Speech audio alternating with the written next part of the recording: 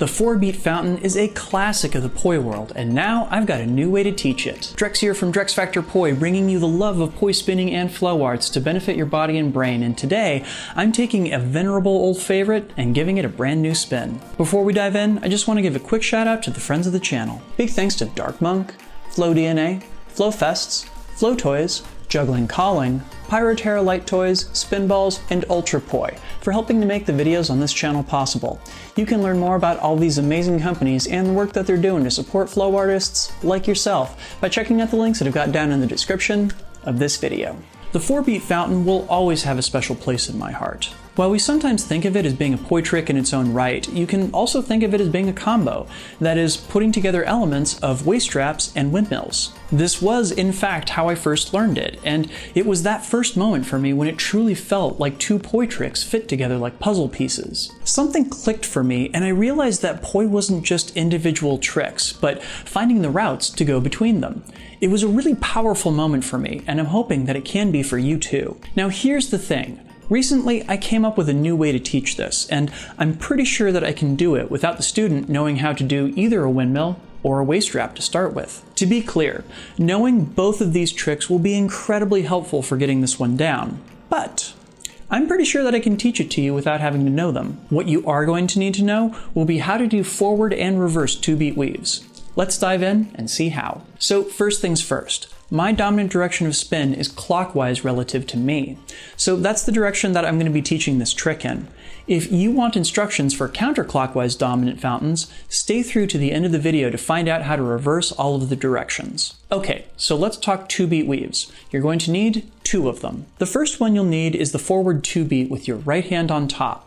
The left hand should always be veering back and forth underneath your right hand and shoulder, never coming over top. You're going to be performing this 2-beat off to what feels like your right side. So as you're practicing it, try and make sure that your right foot is always slightly farther forward. The second one you'll need is the reverse 2-beat with your left hand on top.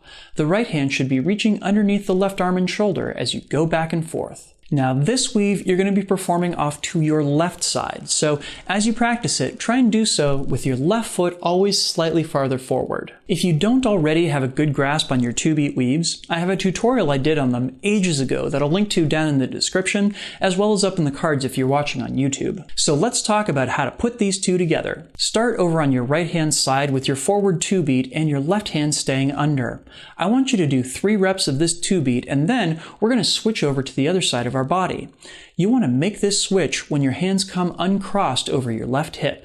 Turn to your left and recross them with your right hand going underneath. Let me show you that again in POV. Your job here is to take that moment when your arms and poi have unwrapped and use it to switch which hand is on top while you turn to your left side. Once you arrive over at your left side, do 3 reps of that reverse 2-beat.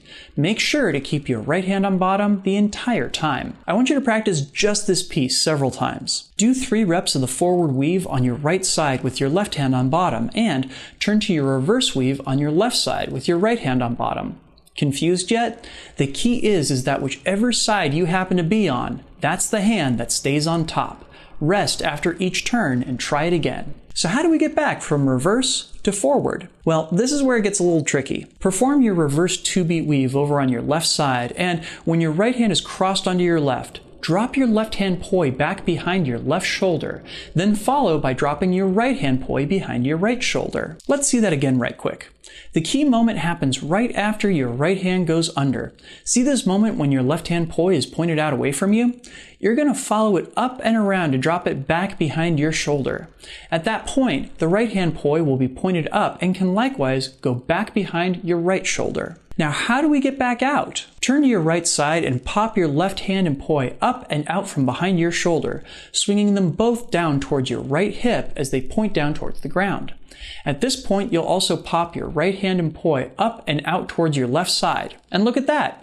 This is exactly the position that you want to be in for your forward 2-beat weave. Cool! So now I want you to practice this top part as one full motion. Start with your reverse 2-beat and drop your left hand poi behind your shoulder, then your right.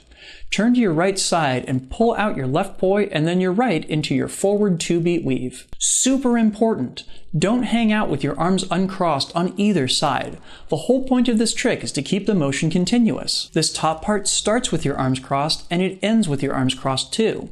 Work on dropping your left hand poi when the right hand is under it, and as you pull back out, immediately put your left hand under your right arm. Alright, so we have a transition across the bottom and we have a transition across the top. Let's see if we can put them together.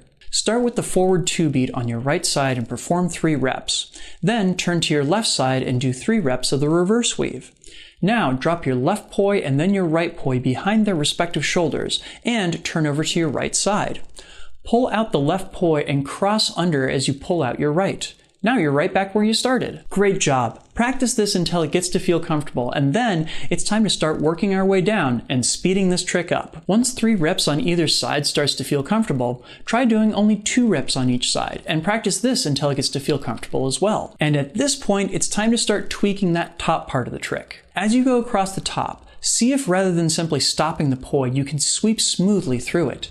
Think that you're going to speed it up bit by bit until the poi spin behind your shoulders and over top rather than stalling. Almost like a windmill. And now it's time for that final step, doing only 1 rep of the 2-beat on either side of your body. See if you can work your way around by keeping track of which hand and poi are reaching around behind you.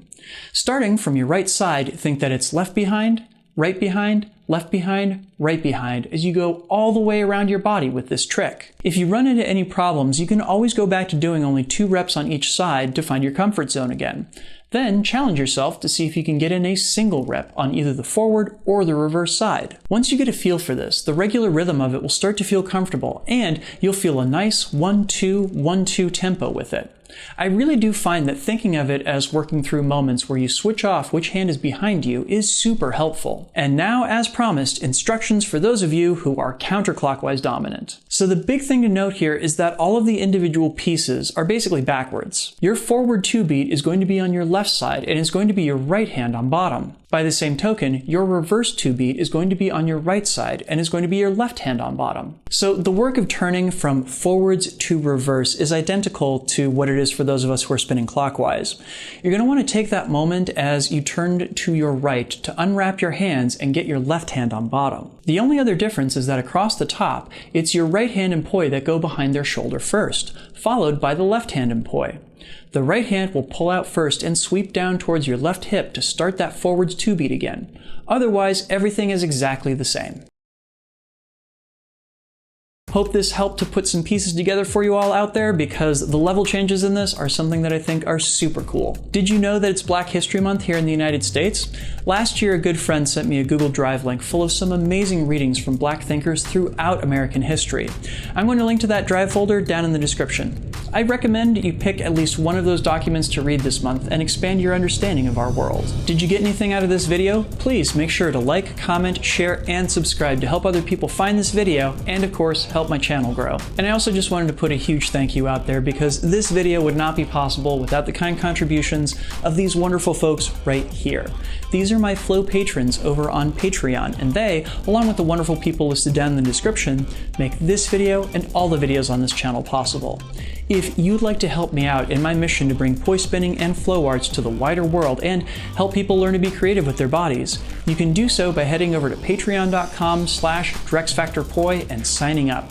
You can get early access to all of my content, a say in what topics I tackle in the future, plus some great behind the scenes and extras content as well. So go check that out. Please and thank you. So what do you think? Did this method for teaching the 4-beat fountain simplify it at all, or did I just make it complicated in a completely different way? Let me know your thoughts down in the comments, and let me know what tips and tricks helped you to learn this trick. Also, make sure to get outside and flow today. It'll help clear your mind, and especially as we're dealing with the pandemic, it's good to get your body outside and moving.